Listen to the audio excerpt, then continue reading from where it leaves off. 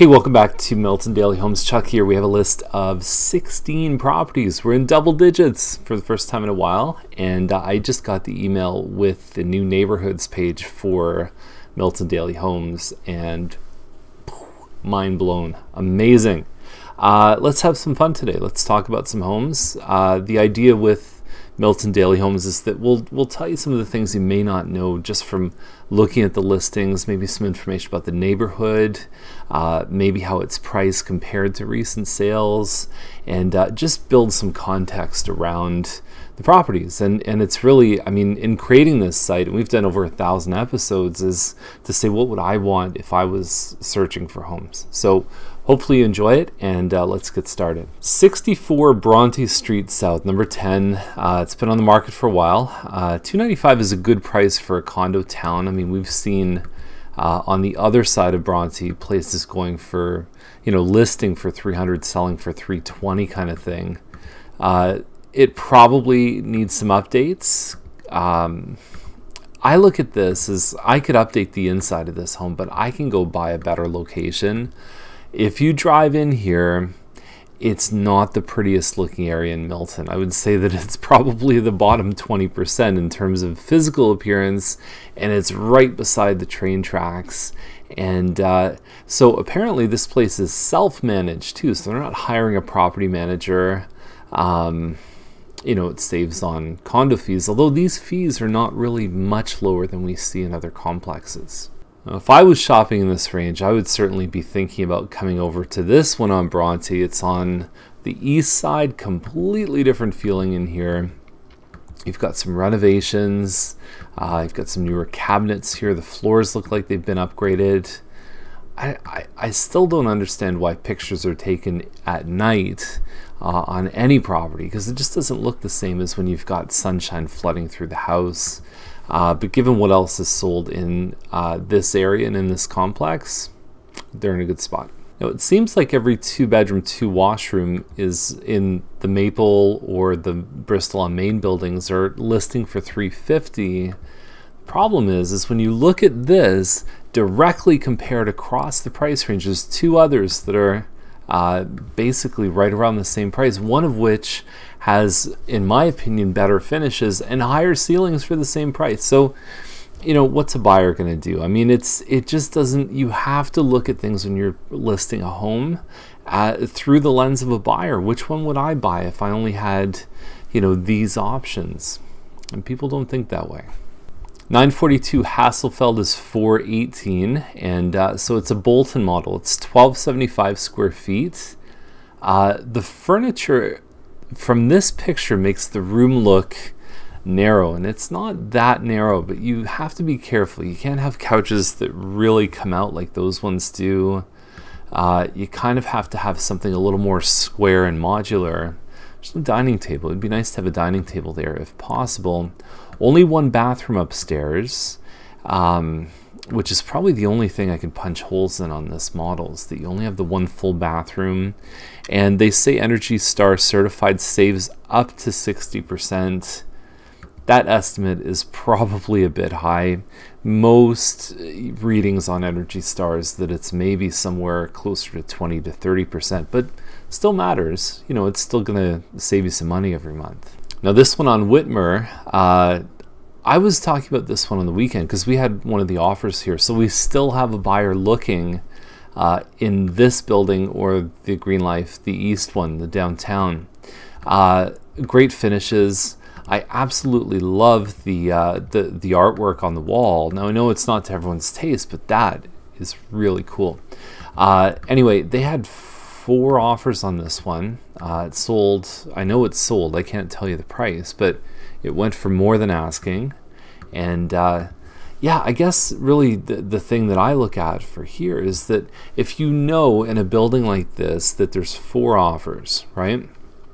And it's going to sell for whatever price, the next one is going to leap on the shoulders of that one, and then leaping on the shoulders of that one. So the mindset, and we use this approach, we just happen to lose by $500 on the final sale price, but let's just go aggressive because the next one is going to be even more. So it's like you kind of tear the band-aid off and say, I'm going to have to pay for this one or the next one.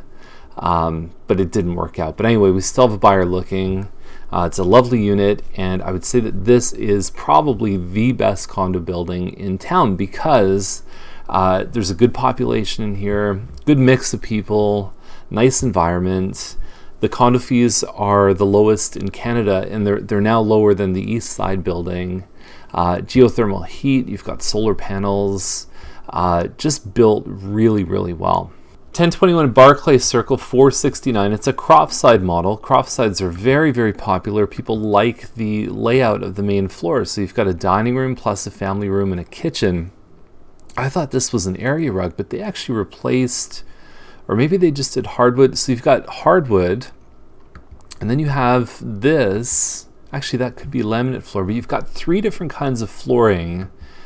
And it just, I think it messes with the flow. When you have an open concept layout, what actually makes it feel more open concept is when you have consistent floors. So I've seen this model with hardwood even through the kitchen and through all the different areas, and it looks fantastic. Different appliances, you've got some older lights here. So these are all things that when you look at the top 5 return on investment things, and we've talked about this many times in Daily Homes, it's kitchens, bathrooms. So kitchen would be appliances, would be a great thing because the kitchen is such an important part of the house.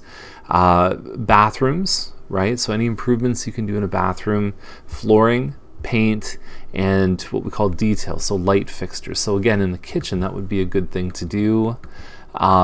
There is a finished basement here with, looks like a different shade of the same carpet that they had upstairs. And you know, it's a great spot, great location on Barclay Circle. There's like 3 parks within like a 3-minute walk. But you know, there were some things that if they had have done them, they probably would have seen a good return on. The roof looks a bit older too, so you can see definitely the neighbors starting to get a little bit scratchy. These homes are at the age where a lot of people in the neighborhood have started to do roofs. So that, just be aware of that. Know that it's a cost that you're going to have to incur in the next probably 2 years of owning this home. Coulter Way, lovely street. Very few homes actually come up for sale on Coulter Way. $629 is the price. It's a Sterling model. 2035 square feet, separate living dining room. So this is a great space to have a home office, and then you've got your separate dining room. Nice size family, and they've actually opened this up too, which you don't see in a lot of the Sterlings. I like it for the open concept. It's also harder to position furniture too, because this is a wall that is very common to have some kind of furniture on, and then the TV is on the other side right here. That's the most common place to see a TV. So they just have a chair and then they have a couch here, but it could have been 2 couches or whatever else. Given what else is sold in this price range, we have seen Sterling sell for this. We've seen $610 without a finished basement, $615 without a finished basement. So justifiable. It also looks nice, clean and tidy. They do have a finished basement here. In this price range, it can add anywhere from probably $15,000 to $20,000 is the most common adjustment we make for a finished basement. So, but I look at this and think, it's always going to be a single car garage. So is it better to, because double garages aren't really that much more than this, and the price range is such that in the $600 to $700 range, the single garages have come up so rapidly that the double garages have kind of slowed a little bit, mostly from pressure above in the price range. So it's a really good time right now to make that jump to the single car garage as an alternative maybe to a single. But they're selling like crazy, so I think they're going to do well, and the street is one of the best in the neighborhood. So the good and the bad on Cochrane Terrace, $775. It's got 5 bedrooms. That's good. 3,000 square feet. That's good. If I'm going to fork over $750,000, I don't want laminate floors in the house. So I think that is going to affect the results. It's just, and 8-foot ceilings. I mean, those are 2. Laminate is durable. I get it. It's good for kids, good for pets, but it's a cheaper floor. That's what it is. I mean, you know, people want the hardwood, but they definitely want the 9-foot. If you're buying a home that's more than, from a builder, if you're buying a home that's more than 2,000 square feet, put the 9-foot ceilings in. In fact, I generally say that's the one upgrade that you should do. That plus kitchen plus hardwood stairs is usually the go-to. Gotta do them upgrades. It makes a huge difference. So anyway, that's kind of the story on this one. You know, probably why they've had a bit of a tough time selling. And, you know, nice outside appearance and everything else. But if you're looking for a 5-bedroom, this is still one of the cheaper options. Cousens Terrace, $989. There was a sale on Savaline. It sold for $1.15 that really made a big splash out there. And so we're seeing a lot of homes like this one. Q6 also in the list. Doesn't have any pictures. But there's a lot of people trying for this $1 million mark right now. So these guys, I think, from a financing standpoint, you'll attract a lot more buyers under $1 million than you will over $1 million. Over $1 million, guaranteed you need minimum 20% down. You buy this home with 5% down if you could carry it based on income and so on. Rockhaven, interesting angles. This model and the red cedar model have some interesting angles that are not just so boxy and buildery. They actually feel pretty good. It's a Madame built home, great finishes. I'm a huge fan of this layout. I think it's a really smart and clever are kind of the same word, but anyway, it's nice, and they've got big, thick, chunky moldings here. Hardwood up on the second level, so no, doesn't look like there's any carpet in this home, and that's a pretty sweet bar. I don't know if the pictures do this basement justice. I think if you came down here and you saw all these different areas and this fun little place, I think that the man would kind of say, hey, this is my man cave, right? Not to be sexist or anything, but that's what they look at. Men look at the garages and the basements. It's just the way it is. Nice landscaping front and back. The street is nice. You know, great school district too in the Coates neighborhood. I like this one, and I think they're going to get this price. Now, special mention on Rutledge Way, 1.295. It's a 1.5 acre property. It's not that big though. I mean, usually to get up to 1.2, 1.3 million, you need to be up in the kind of 4,000 plus square foot. These guys are 3,000 to 35. There's nice finishes. They've done a good job on the kitchen. Tray ceiling in the master. So it's, you know, pretty much move-in ready. Although the thing about this price range is that people are really particular, right? My experience with buyers past $1 million is that they really, you know, paint color can throw a whole deal off, right? It's just, and that's what you start to see is that when it's a move-up buyer, they're more feature sensitive, and this is why, like the one on Cochrane at $775, you don't want laminate floors. You know, like you had laminate in your first house, in your townhouse. Now you want the features, right? You want the 9-foot ceilings and all the rest of it. The pool house looks pretty cool. It looks like it's heated as well with that little chimney. Yeah, a lot of times with any rural estate kind of property, you got to go see it in person. The pictures can only do so much. We have 463 characters, not even words, characters to use to describe these homes. It's often not enough.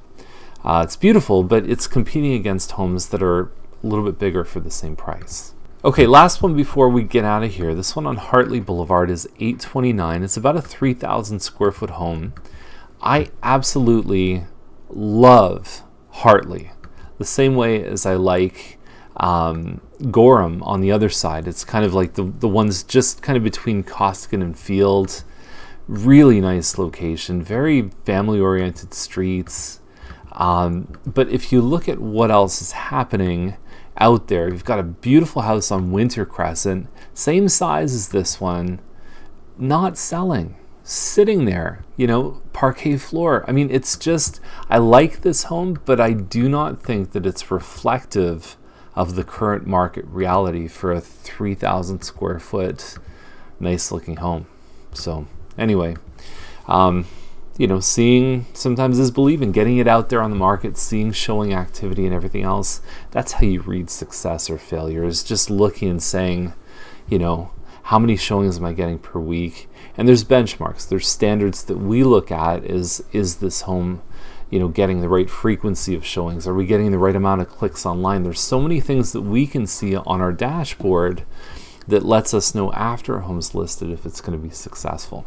So that's the list. It was a bit longer, but we had some good meat to chew on in this episode. And we're actually launching today the home that we mentioned last week on Jarvie Crescent. Jarvie's a great street. It's actually the same size as the last one that we just showed, but it's priced more aggressively at $750. So a 3,000 square foot home on a fantastic street at $750. I'll put the link down below in the comments. And have yourself a great day. We'll talk more about Jarvie tomorrow. But in the meantime, enjoy the episode, and we'll see you tomorrow with more Milton Daily Homes. Thanks for watching.